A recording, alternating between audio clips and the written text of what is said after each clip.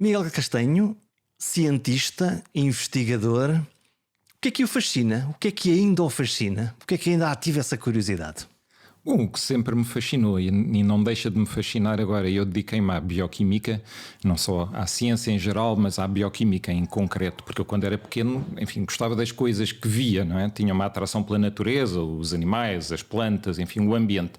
À medida que vamos sendo formados e vamos crescendo, também nos apaixonamos por coisas que não vemos. E no meu caso foi a vida do ponto de vista microscópico. O que está dentro dos seres vivos, as células, o que está dentro das células.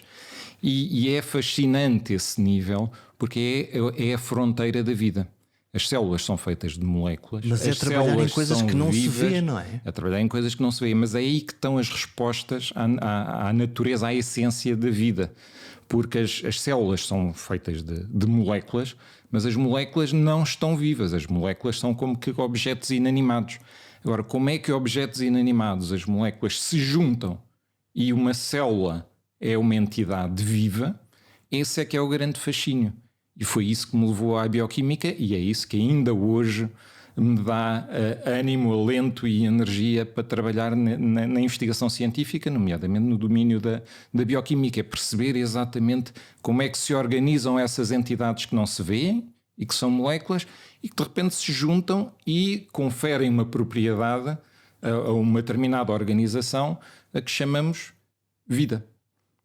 E para nós que não somos da bioquímica e que ouvimos os cientistas e dizemos, bom, ali no IMM, onde nós estamos, na Faculdade de Medicina de Lisboa, eles descobriram uma coisa absolutamente espetacular e que é no gene P34 que se moveu para o P52. Imagino que teria sido, sei lá, no século XVI, dizer que uns navegadores portugueses fizeram algo extraordinário porque chegaram a um sítio chamado Bombay, onde quer que isso seja. É uma abstração. Não, é uma abstração em princípio porque não é da realidade imediata de quem ouve. Para quem faz não é uma abstração, não é? Tal como para Vasco da Gama não foi uma abstração chegar à Índia, foi algo muito concreto.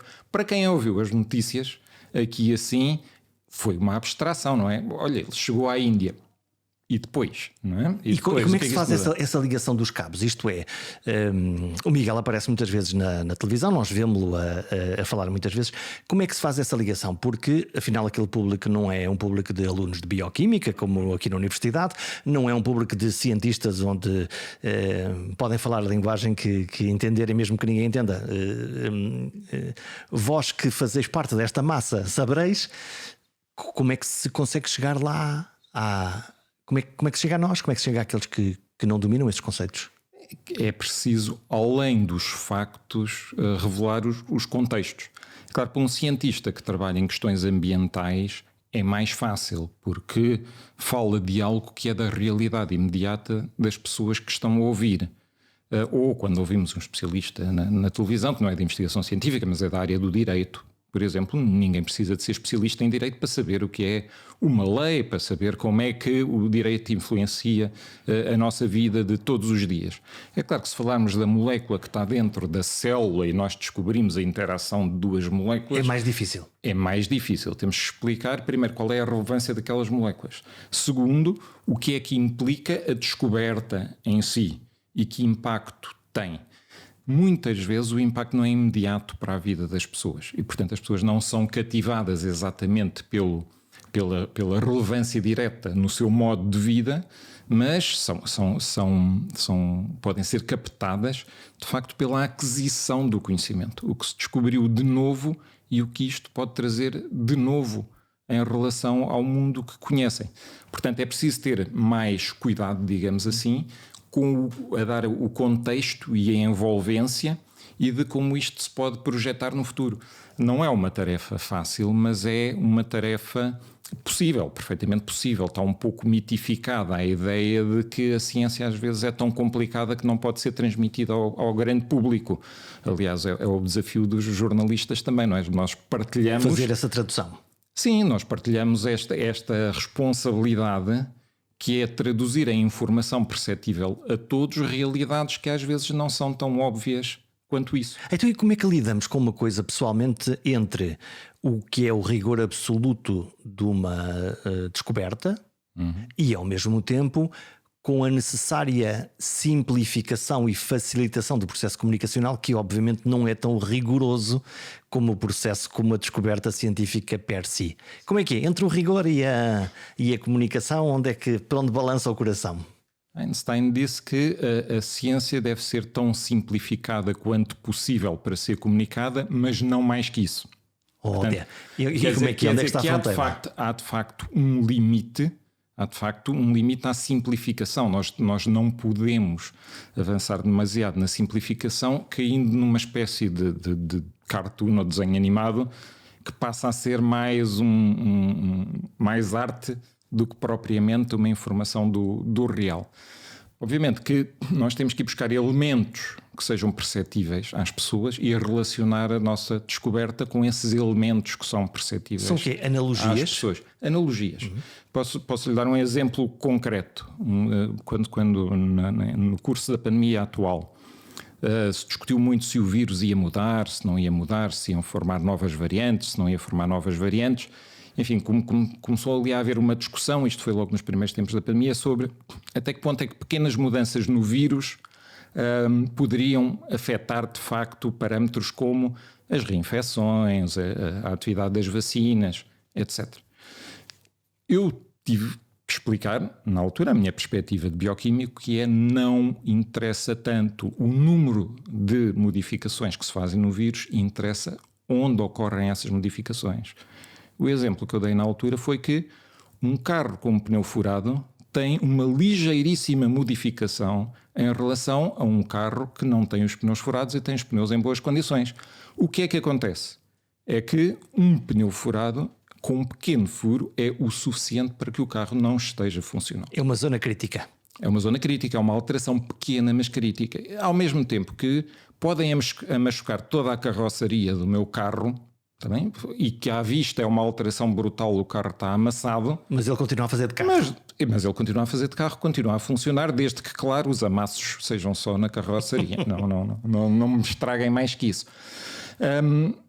Portanto, é este tipo de relações que podem ser feitas, por exemplo, para explicar aquilo que se quer, o conceito, que neste caso que é uma relação muito cara à ciência, que é a relação entre a estrutura e a função. A relação entre a estrutura das moléculas e a sua função é muito íntima e, portanto, neste caso era preciso explicar às pessoas que, de facto, alterações pequenas na estrutura do vírus podem ter grandes consequências funcionais. Agora, esta analogia, as analogias funcionam, são ricas em determinada altura. Existem outros recursos, não é? Por exemplo, existem recursos como os provérbios, não é? Devagar se vai ao longe. Eu poderia aplicar neste momento para o curso, para a fase em que estamos da pandemia, em que há uma grande pressa. Um frenesim quase. Não, uma grande pressa compreensível pelo cansaço das pessoas largarem todas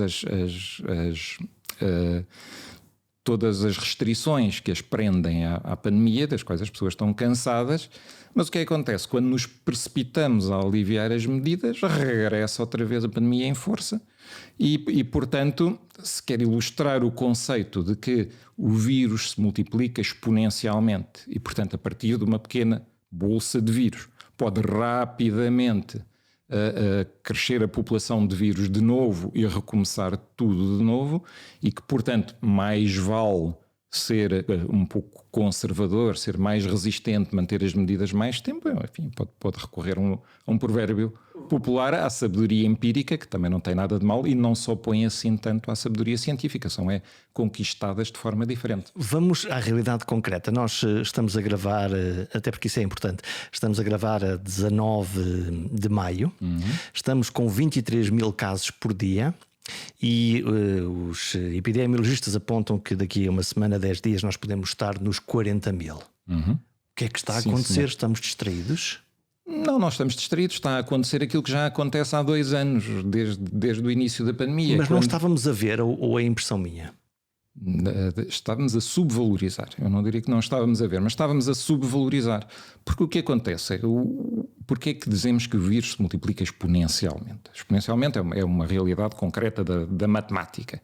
Mas não é preciso saber matemática para apreender o conceito que está por trás. E o conceito que está por trás é que se eu tiver uma determinada quantidade de vírus e eles começar a multiplicar, essa quantidade gera uma quantidade maior. Mas a partir daí eu tenho mais vírus. Como eu tenho mais vírus, gera uma quantidade ainda maior. Quando eu tenho ainda mais vírus, gera uma quantidade ainda maior. E isto é exponencial porque cada vez há mais vírus que formam cada vez mais vírus. Portanto, quanto mais de nós estivermos contagiados com o vírus, mais ele se pode contagiar na comunidade. Exatamente. E o ritmo é crescente. Porque há cada vez mais vírus, há cada vez mais pessoas a infectar outras. Portanto, não é um aumento constante e linear, é um aumento exponencial, é um aumento súbito. Por isso é que temos em poucas semanas, mas isso é desde o início da pandemia, não estamos a aprender isso agora, temos desde o início da pandemia uma transição muito rápida entre situações em que parece que está tudo controlado, na aparência das coisas, parece que está tudo controlado e de repente começa a subir e temos um pico. O contrário também é verdade. É que temos um pico, quando começa a decrescer, rapidamente vem por aí abaixo e decresce. O problema é que quando nós, após um decréscimo, temos a ilusão de que vai ser para baixo. Que já controlamos a situação e que a partir daí vai ser tudo controlado. Não é assim. A dinâmica do vírus mostra que não é assim e nós temos também a tendência a focar-nos nas pessoas, por exemplo, que já estão vacinadas ou nas pessoas que já tiveram uma infecção. Esquecemos-nos que aquilo que conta para o vírus não são as pessoas que já tiveram, por exemplo, uma infecção, são as pessoas que ainda não tiveram uma infecção. Os suscetíveis, portanto. Os mais suscetíveis, portanto, porque é aí que o vírus se vai multiplicar de novo. E se nós olharmos na perspectiva, isto agora é algo que é mais próprio da ciência do que propriamente do cidadão comum, porque o cidadão comum olha para a realidade vendo que já há 4 milhões de pessoas com infecção natural. Isto é uma grande proteção. Mas nós temos que ver pelo outro lado. Ainda há 6 milhões de pessoas que não foram infectadas naturalmente. E alguns agora estão a ser reinfectados. E agora, em cima de tudo isto, ainda há alguns que estão a ser reinfectados, o que tem a ver com o aparecimento de sucessivas novas variantes. Cada vez que aparece uma nova variante, há de facto um pouco de escape à imunidade natural e à imunidade conferida pela vacina. A probabilidade de reinfecção torna-se maior e, portanto, nós estamos agora a assistir a muitas reinfecções, sobretudo pessoas que não foram infectadas pelo Omicron, foram infectadas mais cedo, ou pela variante do Reino Unido, ou pela variante Delta. Agora estamos com a Omicron variante 5? BA5. BA5. Uhum. O que é a BA5 tem de tão especial em relação à BA4, à BA3? Porquê é que nós temos que ter estas etiquetas? É Covid? É o coronavírus? Ou não? Não, temos que ter estas etiquetas precisamente porque este é mais esperto? É mais rápido? É mais rápido. Mais esperto é uma coisa que não se aplica, não se aplica para o vírus, porque o vírus nem sequer os podemos considerar bem seres vivos. Uhum. São conjuntos de moléculas que interferem com a vida, mas eles próprios não são. Então como é que se consegue adaptar? Como é que um vírus, não sendo um ser vivo nem pensante, como é que ele consegue fazer esse truque? Isto tem a ver com, vamos repecar no fascínio inicial, como é que um conjunto de moléculas interage entre si de forma regulada e confere a esta organização aquilo que chamamos o nome de vida. É que os vírus são conjuntos de moléculas, de facto, que não sendo por si só vivos, porque não têm por si só capacidade de se multiplicar e não têm um metabolismo próprio, o que é certo é que são um conjunto de moléculas que, entrando dentro de uma célula, vão interatuar com as moléculas da célula e vão tomar conta da célula, vão pôr a célula a produzir mais vírus. Vão sequestrar, e, portanto, no fundo, a célula para conseguir fazer isso? Mais do que sequestrar a célula, vão dominar a célula. Vão pôr a célula a produzir réplicas de si próprio. Isso parece um mecanismo fascinante. É fascinante, por vezes assustador, mas nem sei. Mas atenção, que nem todos os vírus são maus. Há vírus na natureza para todos os feitios. Há vírus para plantas, há vírus para bactérias, há muitos vírus. Enfim, temos que manter a mente aberta em relação aos vírus, e os vírus são necessários ao equilíbrio do nosso ecossistema. Nem todos os vírus são maus. Alguns vírus, de facto, multiplicam-se em humanos e têm consequências para nós humanos. Mas os vírus são praticamente peças de uma máquina que quando entram nessa máquina, põem a máquina a produzir a própria peça. Basicamente é isto. É como se tivesse uma máquina de fazer moldes e quando o molde entra dentro da máquina, põe a máquina só a fazer um molde igual a si próprio. É uma reprogramação, no fundo. É uma reprogramação, pode-se dizer isso. É uma reprogramação para que a célula produza réplicas daquele vírus. Então, e o que é que faz com que o vírus, este mesmo vírus, esta mesma variante, uma ou outra, em determinadas pessoas parece água das pedras, não acontece nada, ou não tem sintomas, ou então tem sintomas muito ligeiros, e em casos, em determinadas pessoas, nomeadamente nas mais velhas, tem efeitos catastróficos, nomeadamente pode matar. Pode matar? Não, mata mesmo. Uhum. Aí não há resposta muito concreta ou muito definitiva. Não se pode dizer que há um fator fisiológico X que leva a que isto aconteça, ou que a pessoa responda mais ou responda menos, ou que estando mais ou menos presente com a idade... Uma lotaria biológica? Não será uma lotaria. A nós parece-nos uma lotaria porque nós ainda não aprendemos o suficiente nem sobre o vírus, nem sobre a doença. Isto é, nem sobre o vírus, nem sobre a interação do vírus connosco. Mas, continuando a investigação sobre o SARS-CoV-2, continuando a investigação sobre a Covid-19, com certeza a chave, a resposta para esse tipo de perguntas vai sendo revelado.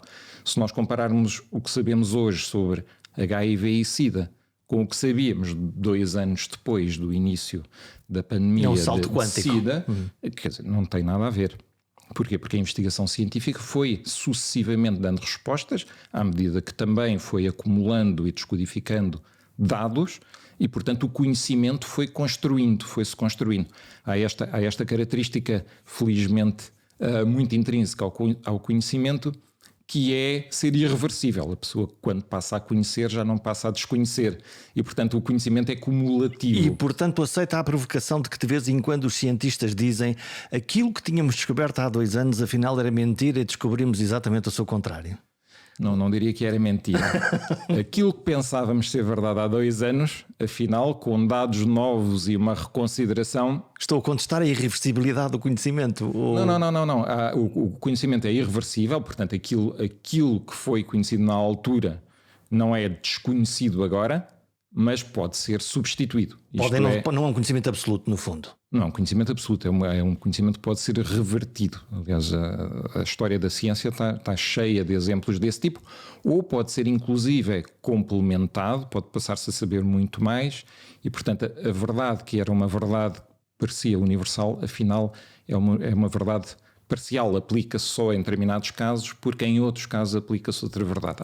Einstein é que é um exemplo paradigmático com a mecânica quântica, porque existe a física clássica e aplica-se à maioria das situações do nosso dia-a-dia, mas quando vamos às partículas ao nível atómico, a realidade da física já muda. E quem descobriu isso foi Einstein. Não é que Newton não tivesse correto. E isso muda o quê? O prisma, a maneira como olhamos para o mundo? Muda a maneira como olhamos para o mundo, mas também muda a forma como podemos intervir sobre o mundo.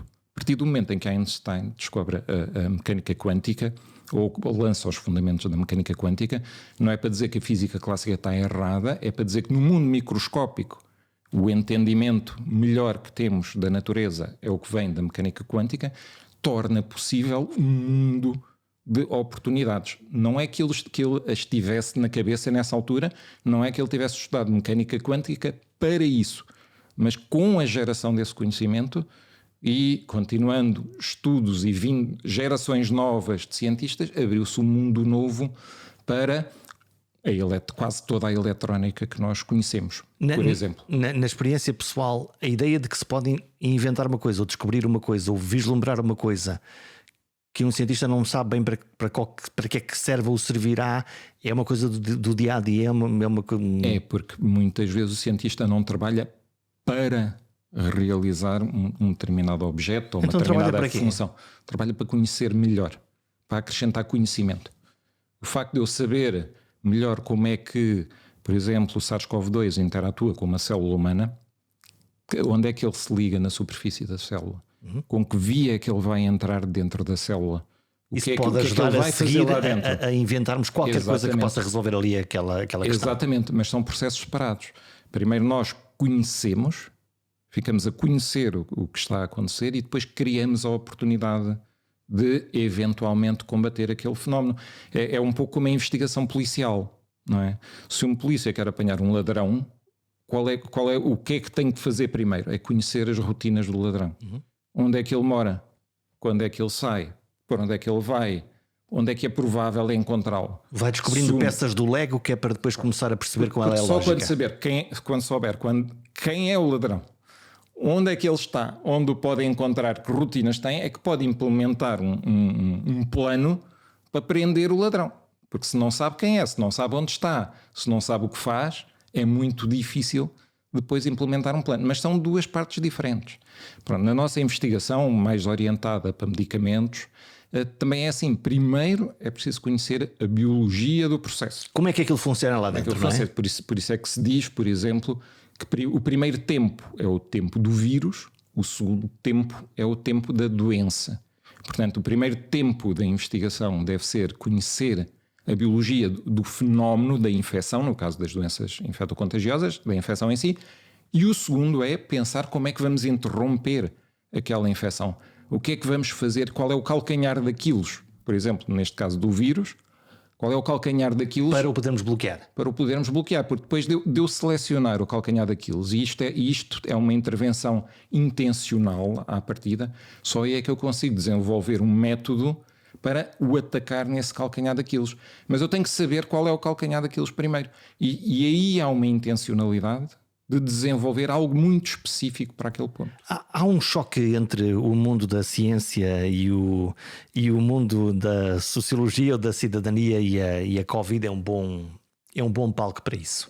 Apareceu a Covid, ai Jesus, ai meu Deus, aos cientistas, inventem lá uma vacina ou qualquer coisa, ou um medicamento, ou o que for, para parar isto. Sim.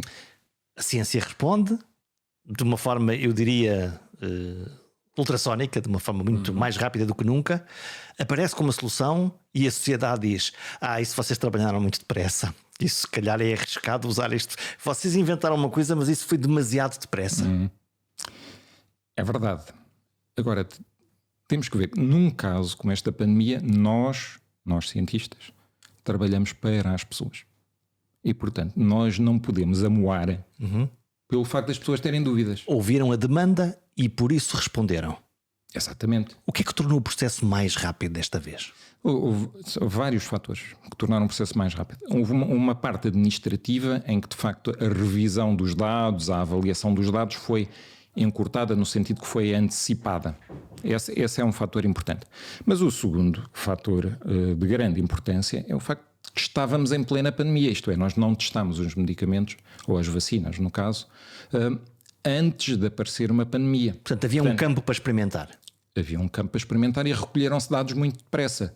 E recolheram-se dados muito depressa porque havia muita gente infectada em muitos continentes, em vários continentes, e, portanto, recolher dados foi muito rápido. Ao mesmo tempo havia uma urgência, que era uma urgência de todo o mundo e de todas as pessoas, isto é, não era uma urgência só de um determinado país ou de um determinado continente, nem só de uma determinada fração das pessoas, era toda a gente em todo lado. Todo mundo se moveu. E, portanto, todo mundo se moveu, ninguém ficou parado. E, ao mesmo tempo, inventaram-se soluções diversas e distintas que também foram testadas, quer nas vacinas, quer nas outras coisas. Exatamente. Todas. É porque há uma ponta do iceberg, que são as vacinas que vingaram, e depois há a parte que não se vê, a parte invisível do iceberg, que foi tudo aquilo que foi tentado e que não chegou a ver a luz do dia, incluindo algumas vacinas. Poderia ter acontecido que nenhuma das vacinas tivesse de facto singrado, mas felizmente existiram algumas e funcionaram e protegeram a vida de muita gente. Muita gente neste momento deve a sua vida às vacinas. Muitas famílias, mas milhões de famílias por este mundo de fora, devem às vacinas o facto de não estarem de luto neste momento pelos seus familiares. E nós temos essa noção? Nós nem sempre temos essa noção. Porque a outra coisa é quase a expectativa, que é, sim, até podemos assumimos que isso que funciona e, portanto, muitas vidas foram poupadas e os... Não é assumir. É saber. É saber, porque é mensurável. Nós vemos os índices de mortalidade antes e depois das vacinas, comparamos das populações não vacinadas e vacinadas, e é um facto, esta proteção da vida é um facto, não é uma opinião. Então, e agora, nas discussões públicas, põe-se sempre a questão dos factos versus opiniões, porque opiniões toda a gente pode ter e é legítimo que as tenha. Mas há uma mistura nesta, quando nós falamos, quando vemos as fake news, ou não só, ou o debate público, quer do café, quer no Facebook de cada um de nós, é que há uma grande confusão entre o que é que são factos, o que é que são percepções, o que é que são opiniões, e o ouvir dizer que. Exatamente. Aí entramos num outro domínio que é, nós deveríamos valorizar mais a cultura científica. Isto é, nós deveríamos incorporar no nosso modo de ser social, dentro dos nossos valores civilizacionais, deveríamos incorporar a cultura científica, que infelizmente não incorporamos. Eu, se não souber quem é Fernando Pessoa, obviamente sou considerado ignorante. Porquê? Porque existe um nível mínimo de cultura artística e literária. Há um status. Não, quer dizer, que a partir daí, quer dizer, daí para baixo não é admissível. Quer dizer, na ciência atual. não é isso. Na ciência não existe. Não existe esse nível que diz que uma pessoa que não sabe o mínimo de como se constrói o conhecimento, onde é que está a informação fidedigna, porque é que um mero confronto de opiniões não é sempre um confronto de opiniões do mesmo nível, porque uma opinião pode ser sustentada em factos e a outra não. Nós não temos essa perspectiva crítica porque nunca valorizámos a cultura científica.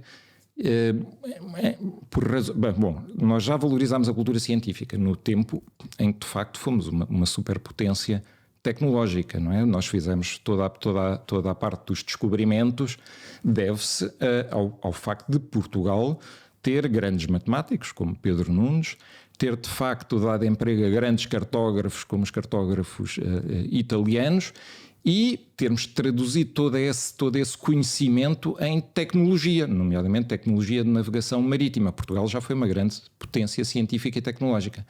O problema é que de lá para cá tem sido um declínio constante, e quando chegámos à modernidade, se falarmos do século XX, passámos grande parte do século XX em ditadura. As ditaduras tipicamente não gostam muito da ciência, porque a ciência traz o valor do contraditório. E fazer perguntas, não é? O que é difícil. Sim. Difícil para quem quer controlar o poder. Não é dogmática e as ditaduras gostam do que é dogmático, não é? E não gostam do contraditório, não gostam do confronto de opiniões. Portanto, Portugal, durante a longa noite da ditadura, também passou uma longa noite de ciência. E quando depois se deu o 25 de Abril, não valorizou devidamente a cultura científica, porque entretanto tinha perdido toda a tradição científica, nem sequer havia grandes escolas de ciência. E agora estamos a recuperá-la? Agora estamos a recuperar lentamente, e nisso a pandemia, como trouxe os jornalistas mais próximos dos cientistas, também levou a ciência muito mais próxima da E vimos durante estes 2 anos cientistas, médicos, investigadores na imprensa. Exatamente, é o primeiro passo, não chega. Porque uma coisa é expor a ciência, outra coisa é de facto depois fazer a valorização do conhecimento da ciência, e nós esse passo ainda temos que o fazer, porque os cientistas têm sido chamados praticamente como comentadores da realidade, nomeadamente da realidade, enfim, às vezes estrangeira, porque é a inovação das vacinas que vem de fora, etc. Mas a ciência portuguesa raramente foi a mensagem neste processo. E agora nós temos que ver que a falta de cultura científica, por exemplo, num país como Portugal, não tem tanto a ver com as fake news. Nós, normalmente, quando queremos dar um exemplo de falta de conhecimento base da ciência, fala-se das fake news. Então, onde é que está a angústia? A angústia está, por exemplo, que nós demoramos 1 ano para estabelecer o que é uma matriz de risco. A matriz de risco era aquilo que ligava os indicadores, os factos, os indicadores que nós consideramos relevantes à nossa ação. Portanto, deveria ter sido. Se fizermos mais disto, pode-nos acontecer aquilo ou vai acontecer aquilo? Nós vamos atender à incidência e à transmissibilidade para guiar a nossa ação. Quando piorar a incidência e piorar a transmissibilidade, nós agravamos as medidas. Quando diminuir a incidência e diminuir a transmissibilidade, nós aliviamos as medidas. Há uma ligação direta entre algo que se mede o facto e aquilo que nós fazemos, a nossa reação. E onde é que nós está a caixa de embreagem que fez com que esse mecanismo, que me parece francamente automático e muito causa e efeito, onde é que está a caixa de embreagem que não me permitiu fazer essa ligação?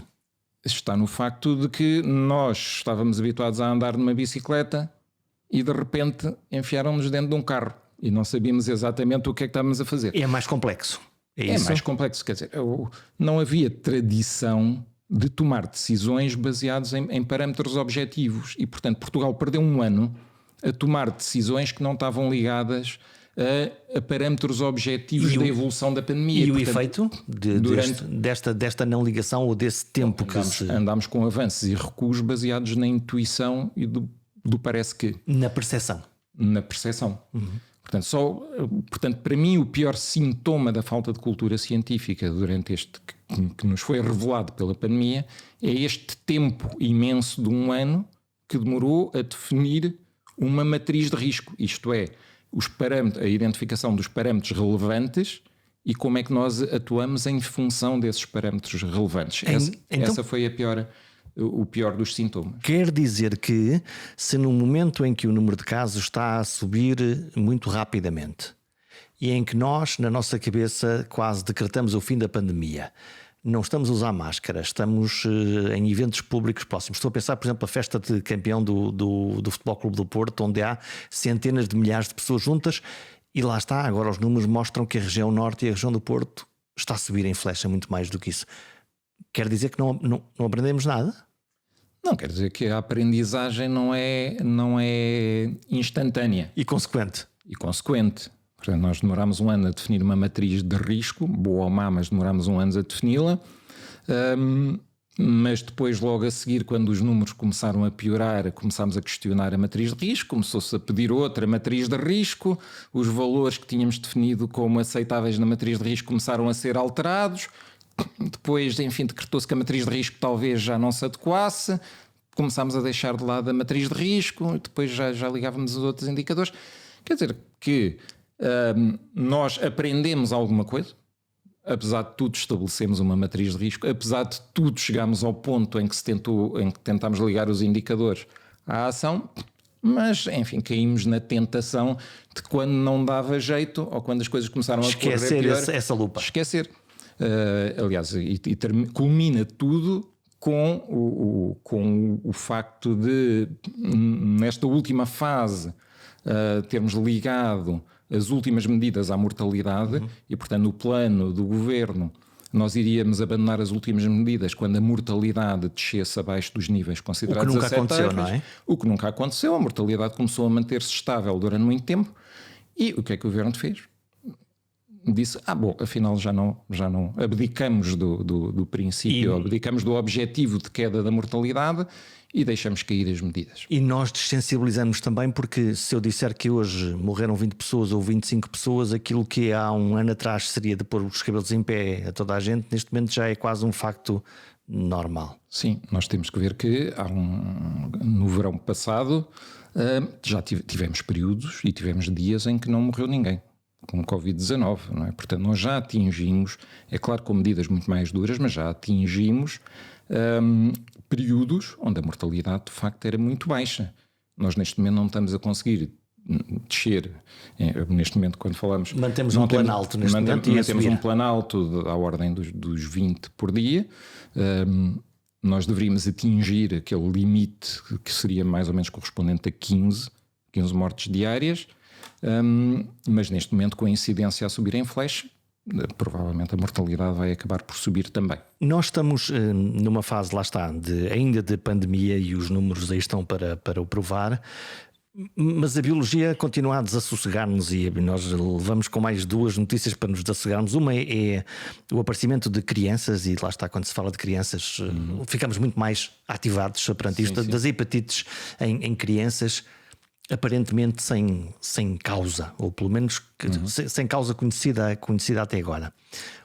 O que é que pode estar aqui em jogo? É não saber, é o excesso de proteção que nós ocupamos agora nos últimos meses, que são crianças muito pequenas, elas não estiveram expostas ao infectário, não sei.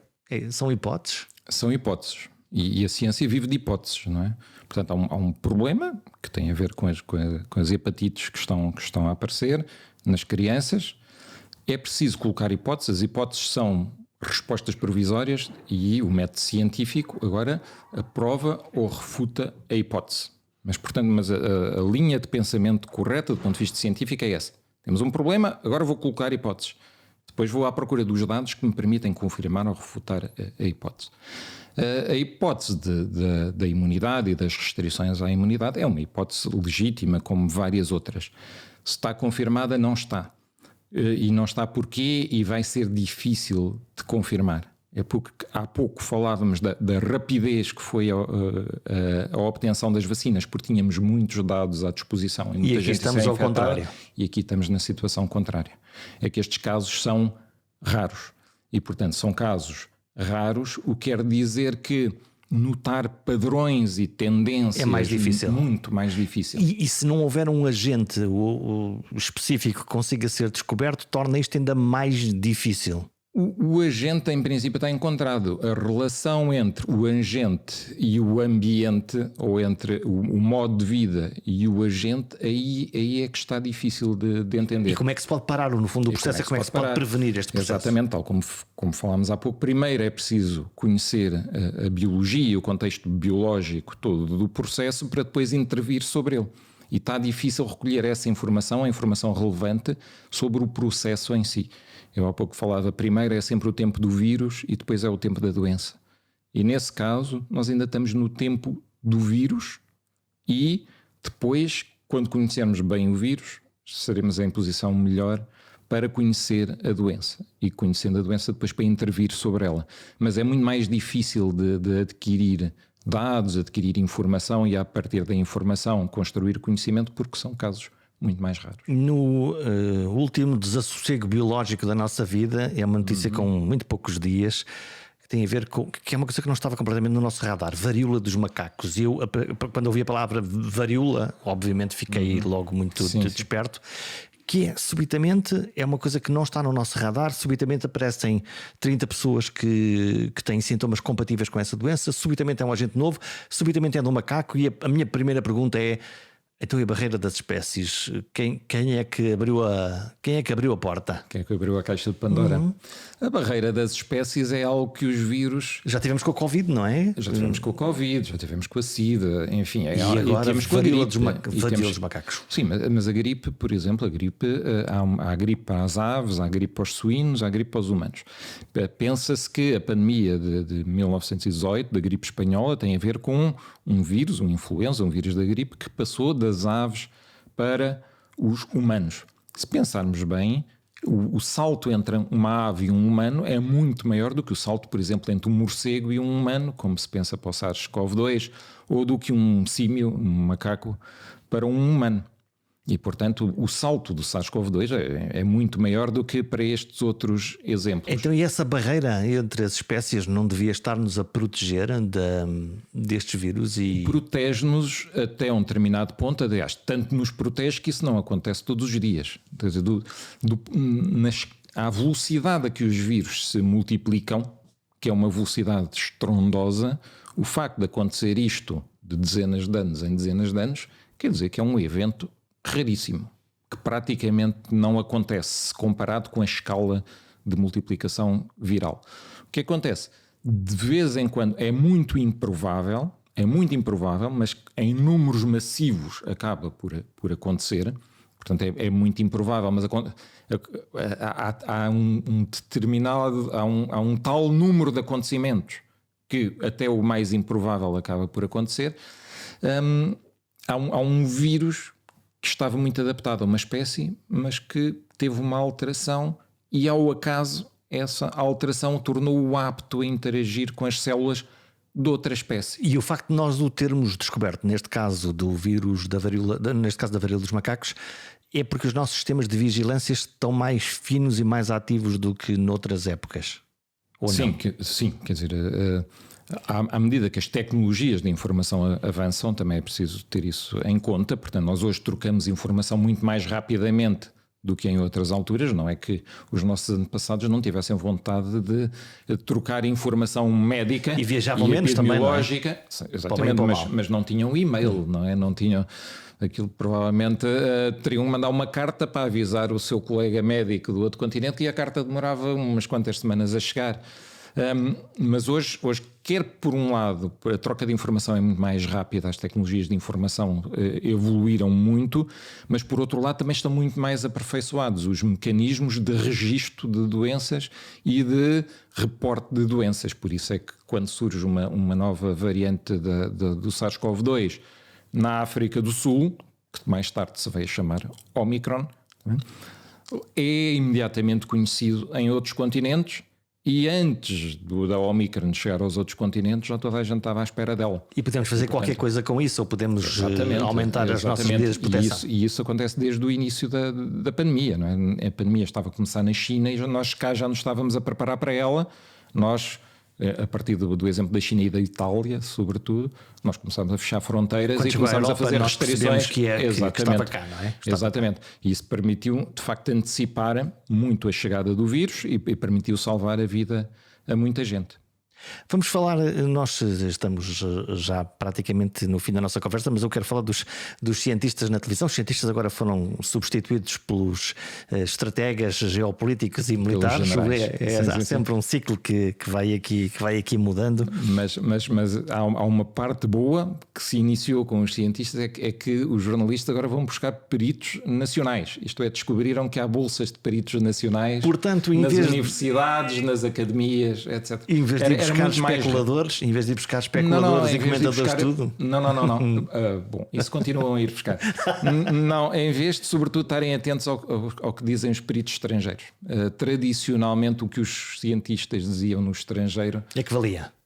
E aqui há bolsas de saber muito interessantes. Exatamente, e não é que os jornalistas preferissem estrangeiros, é que nem se lembravam que existiam nacionais. E a academia ou os peritos estavam disponíveis também para esse trajeto e para esse percurso e para esse risco também, não é?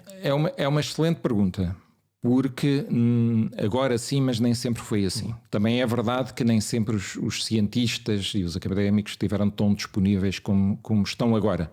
E isso... E o mundo mudou nesse aspecto em torno do ano 2000, por uma razão muito, muito concreta e muito específica. Foi por volta dessa altura que o número de vagas no ensino superior começou a suplantar o número de candidatos no ensino superior. E, portanto, por razões demográficas e por razões de aumento da oferta no ensino superior. Portanto, as universidades que eram encasuladas, mais ou menos... E precisaram de se abrir à sociedade. Precisaram de se abrir e precisaram de se mostrar. E entraram num espaço que era um espaço de competição e precisavam de visibilidade para os potenciais candidatos. Ou seja, precisavam de visibilidade também para as famílias. E, portanto, começaram a apostar em comunicação institucional para se darem a conhecer. E os cientistas foram chamados pelas suas instituições a aprender a comunicar para fora, a comunicar para massas, mas fazem-no dentro de um formato, eles são esculpidos para a comunicação institucional.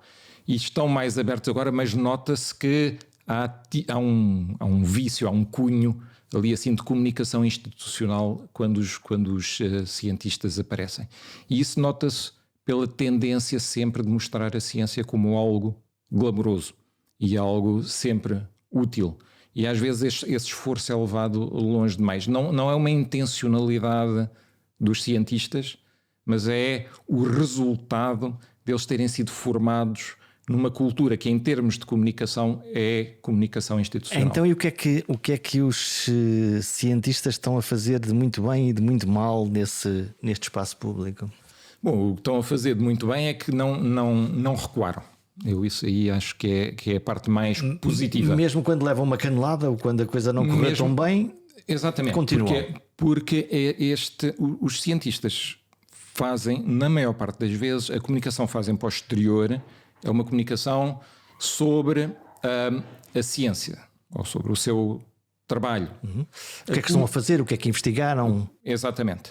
E agora os jornalistas... É um lado relativamente fácil da comunicação. Só que agora os jornalistas e os mídias vêm perguntar, sim, o que é que se está a passar no mundo? Explica-me o mundo, não é? Sim, explica-me o mundo e, sobretudo, explica-me este tema tão polémico, que umas pessoas gostam, outras pessoas não gostam, umas concordam, outras concordam, umas são respeitadoras, outras não são respeitadoras, umas têm a mente aberta e outras têm a mente fechada.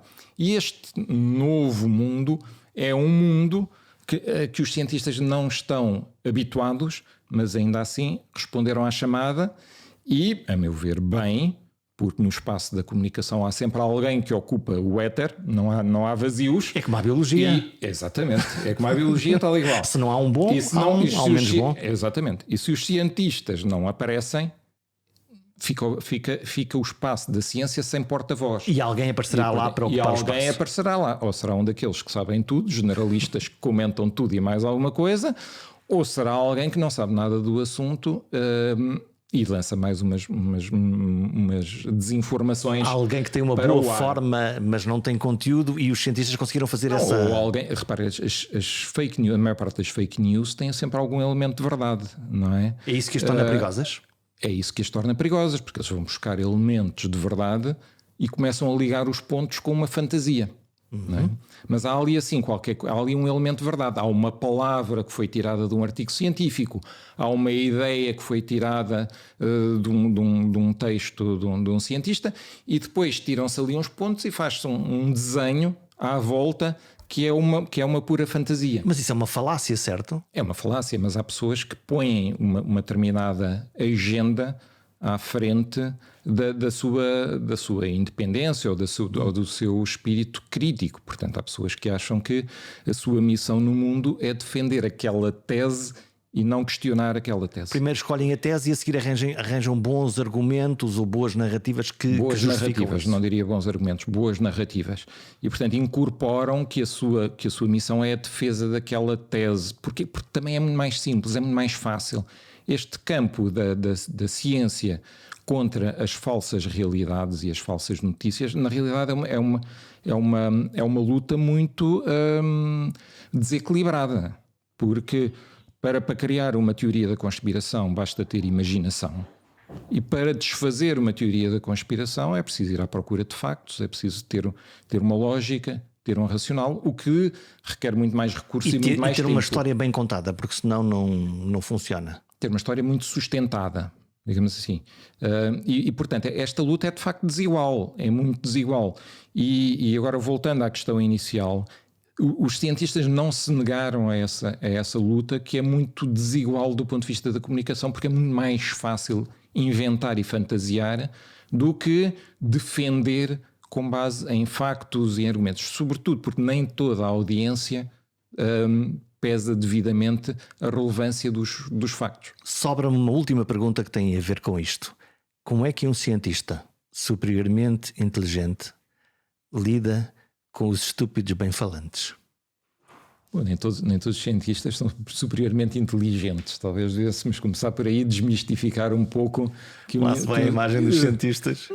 Mas é uma imagem simpática, digamos assim, para o cientista. Mas o facto de ser simpática não quer dizer que seja forçosamente benéfica. Pronto, e aqui entramos na história do até que ponto de vista é que nós não exageramos no cunho institucional da comunicação. Talvez alguma dose mais, resfriar um bocadinho, uma dose mais de realismo. A ciência faz-se com muito esforço e com muito suor. Isto não é tudo inteligência e massa cinzenta. De facto, há muito suor na atividade científica. A grande parte do trabalho da atividade científica é dureza, é estar ali assim no laboratório, é obter dados, é repetir, é voltar, tudo mais.